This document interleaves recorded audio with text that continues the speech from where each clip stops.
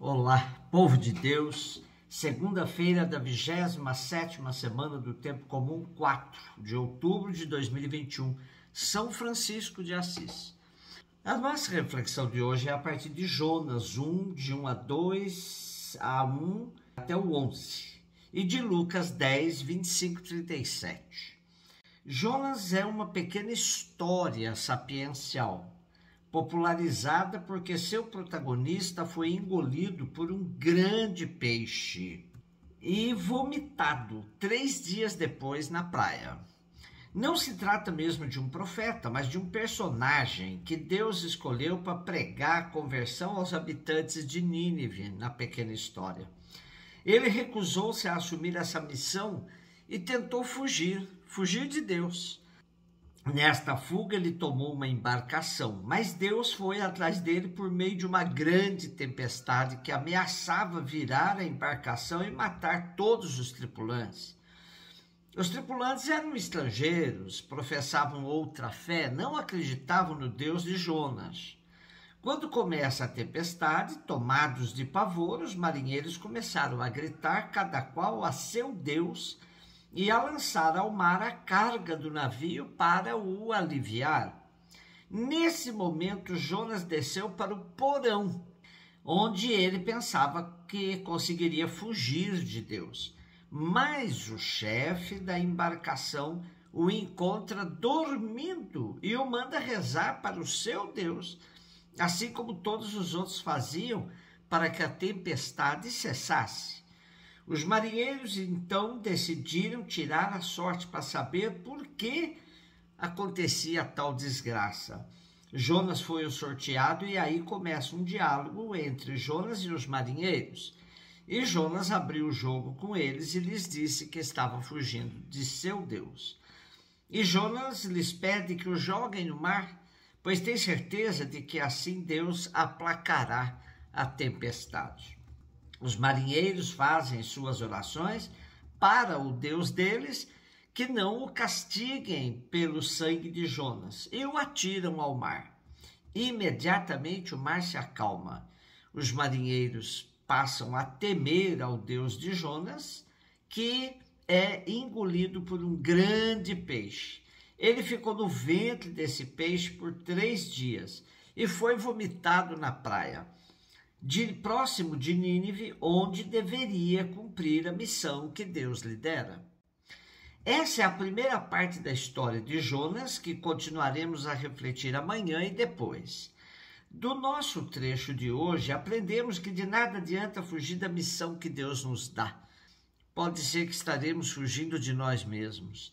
É bom termos bem claro que Jonas recebe a missão de pregar a conversão aos habitantes de Nínive. E para isso ele tinha que vencer o preconceito em relação a povos estrangeiros. Esse é um dos objetivos desta história sapiencial, porque entre os judeus reinava a intolerância com os estrangeiros depois da volta do exílio babilônico e a atuação de Esdras, por volta de 400 a 300 a.C. Considerando que vivemos numa sociedade cheia de preconceitos, onde esses preconceitos têm encontrado um espaço tão grande, a história de Jonas nos ajuda a enfrentar as situações adversas, acreditando na possibilidade de conversão, ou seja, de mudança da realidade, e nunca fugirmos de Deus. Por mais fundo que Jonas pensou que era possível fugir de Deus, o porão do navio, mais baixo do baixo, ainda tinha um espaço mais fundo, o ventre do peixe. E daí Deus o vomita, o traz à praia e o coloca outra vez cara a cara com a missão. Lucas 10, 25 e 37. Um mestre da lei se levantou e, querendo pôr Jesus em dificuldade, perguntou: Mestre, que devo fazer para receber em herança a vida eterna? Jesus lhe disse: O que está escrito na lei? Como lês? Então ele respondeu: Amarás o Senhor teu Deus de todo o teu coração, com toda a tua alma, com toda a tua força e com toda a tua inteligência, e ao teu próximo como a ti mesmo. Jesus lhe disse: tu respondeste corretamente. Faze isso e viverás. Ele, porém, querendo justificar-se, disse a Jesus: e quem é meu próximo? Jesus respondeu: certo homem descia de Jerusalém para Jericó e caiu nas mãos de assaltantes. Estes arrancaram-lhe tudo, espancaram-no, foram-se embora, deixando-o quase morto. Por acaso um sacerdote estava descendo por aquele caminho. Quando viu o homem, seguiu adiante pelo outro lado. O mesmo aconteceu com um levita. Chegou ao lugar, viu o homem, seguiu adiante pelo outro lado. Mas um samaritano que estava viajando chegou perto dele, viu e sentiu compaixão. Aproximou-se dele e fez curativos, derramando óleo e vinho nas feridas. Depois colocou o homem em seu próprio animal e levou-o a uma pensão onde cuidou dele. E no dia seguinte pegou 2 moedas de prata e entregou-as ao dono da pensão, recomendando: toma conta dele. Quando eu voltar, vou pagar o que tiveres gasto a mais. E Jesus perguntou: na tua opinião, qual dos 3 foi o próximo do homem que caiu nas mãos dos assaltantes? E ele respondeu: aquele que usou de misericórdia para com ele. Então Jesus lhe disse: vai e faze a mesma coisa. Quantas vezes já escutamos esta parábola? O Papa Francisco a usou recentemente de uma maneira muito contundente na sua encíclica Fratelli Tutti. Vamos ouvir algumas de suas sugestões. Conta Jesus que havia um homem ferido estendido por terra no caminho que fora assaltado. Passando vários ao seu lado, mas foram-se, não pararam.